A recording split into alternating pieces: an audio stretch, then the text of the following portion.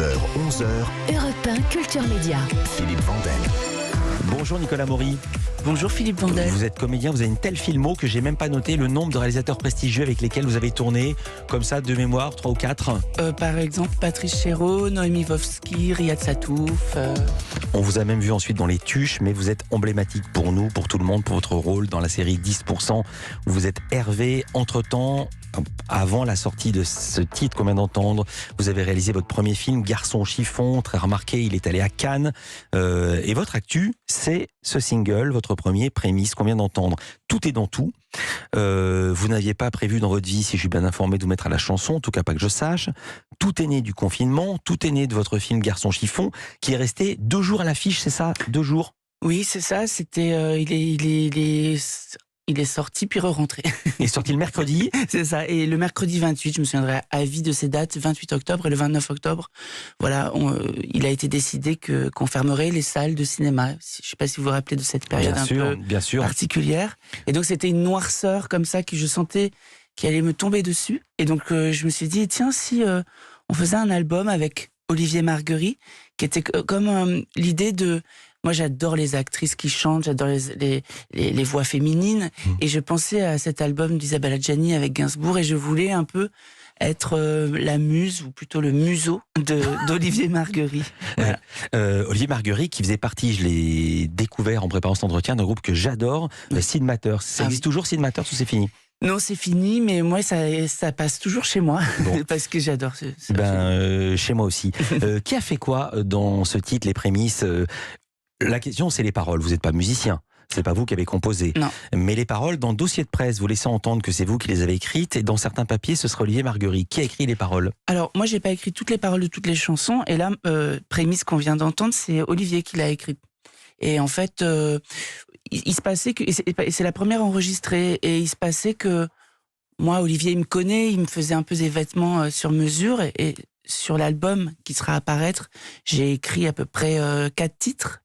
Et je trouvais ça plus élégant, comme je me mets dans un domaine que je connais pas, de pas vouloir sursigner l'ensemble. Donc j'ai fait beaucoup confiance à Olivier, évidemment, et puis à Chanty Massoud, qui est sa compagne, et qui a aussi écrit beaucoup de paroles. Alors, vous venez du cinéma, il y a aussi un clip, je l'ai vu, je sais pas comment trop le résumer, c'est nostalgique. Vous êtes invité d'une émission de télé années 70-80, il y a des grosses caméras à l'ancienne sur les côtés, on appelait ça des mobylettes. Dans l'esthétique, je me suis dit, on dirait du Pierre et Gilles, mais passé en noir et blanc. Oui, c'est assez juste. Oui, c'est ça, ou un peu du Cocteau aussi. Oui. Oui, en fait, je voulais faire une chose un peu... moi, j'aime bien les expérimentations, et je voulais... Comme c'était la première fois que je chantais, parce que quand on tourne un clip, vous savez, il faut vraiment chanter, on peut pas faire un playback un peu nul, parce que ça se voit qu'on chante pas vraiment. Et de façon assez, je crois, maligne, j'ai voulu mettre en scène la première fois, comme Prémisse parle de la première fois, et je voulais mettre en scène le fait que je chantais pour la première fois. Vous avez dit à l'AFP, je ne voulais pas d'un clip événement qu'aurait pu signifier, voilà un nouveau moi, le chanteur. C'est quoi un clip événement? C'est avec des danseuses partout, oui, avec des filles qui montrent leurs fesses sur des Mercedes. Ouais. Mais même si j'adore. Hein. Ouais. Mais non, un clip événement, c'est un clip où tout à coup, je crois que on peut jouer à être chanteur ou faire le chanteur. Moi, je crois qu'il faut que je chante, tout bêtement.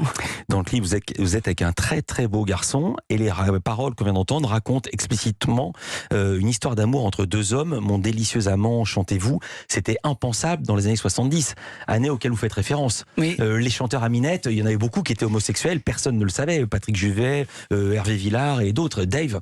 Oui, bien sûr. Et ce que je trouve, alors j'ai pas de jugement là-dessus, mais je suis assez estomaquée parce qu'il y a certains journalistes qui ont écouté, dont Christophe Comte qui a écouté tout l'album en entier, et qui disait mais c'est presque révolutionnaire de chanter son désir même d'un homme vers un homme. Moi, à ma connaissance, j'avais pas vu. Voilà. Clip événement ou pas, j'avais jamais vu ça, ou alors dans des choses de niche, mais pas quelqu'un connu du grand public comme vous, pas en français. Oui, je suis assez joyeux de ça, mais c'est une joie un peu triste, parce que je me dis on est quand même en 2022, et que ce soit événementiel. Bon, moi de toute façon, vous savez, en jouant Hervé dans 10%, parfois quand on est acteur, les gens croient qu'on fait des choses pour soi. Moi, je fais rarement les choses pour moi-même. Hervé, je crois que j'ai permis, en prime time, de rentrer dans des familles et des endroits populaires pour parler, pour représenter des homosexuels, en fait. On va en parler 10%. Une dernière petite question. Vous dites qu'Olivier Marguerite a une manière très particulière de choisir les passages dans lesquels vous chantez. J'ai appris ce terme. Vous dites qu'il s'est calé sur les notes de passage. Qu'est-ce que c'est? Alors, les notes de passage, c'est quand on chante, c'est les endroits où, en fait, nos aigus ou nos graves peuvent se briser, mais c'est plutôt les aigus. Et lui, de façon assez perverse, non, je rigole, mais de façon assez... Il trouve ça beau et beaucoup plus émouvant, les endroits où ça me met en difficulté le chant. Donc, c'est-à-dire que, par exemple, quand je fais... je vais pas le faire là parce que ma voix n'est pas chauffée, mais quand dans le refrain, je fais « Emmène-moi avec toi », le « toi », il est très aigu. Et c'est exactement à l'endroit où ma voix se brise. Vous avez une voix très aiguë, j'apprends rien à personne. La preuve, vos références, c'était les chanteuses. Vous en avez souffert de cette voix aiguë, élevée, quand vous étiez petit? Oui, alors c'est-à-dire que c'est devenu à la fois, comme souvent, je crois que l'être humain doit être assez filou, de faire des défauts en tout cas un ADN peut-être. C'est vrai que dans la cour d'école, c'était assez particulier parce qu'on me disait non mais vas-y, va muer, etc. Et puis après... Une fois que vous avez mué, c'était comment? C'était ce qui se passe aujourd'hui. Mais non, alors attendez, dans le Figaro, j'ai retrouvé une interview il y a 2 ans, vous dites « Je peux très bien m'habiller en cow-boy », j'en doute pas, tout le monde peut s'habiller en cow-boy, et parler d'une voix, j'adorais le mot, et parler d'une voix testiculaire. Ouais, bah, je peux parler comme ça aussi, hein. Je peux, voilà, à un moment donné... moi, je peux aussi, je sais pas quoi, à un moment donné, j'ai bu des binousières, enfin, tu vois, Philippe, on s'en jette une, enfin, voilà. Oui, c'est un truc qui... Et là, j'ai joué Steve Jobs pendant 1h30 sur scène, et je commençais avec une voix qui terrorisait les gens. C'est les gens qui étaient venus voir Hervé de 10%. Parce que le théâtre, en fait, c'est l'endroit de la caisse de résonance, en fait. Et la voix, c'est un masque. Je veux faire un compliment, Nicolas Maury, je viens de vivre un instant de radio. Vous m'avez laissé totalement sans voix. Vous restez avec nous, Culture Média continue. Lisa Marie Marquez arrive, c'est le portrait pré-fame.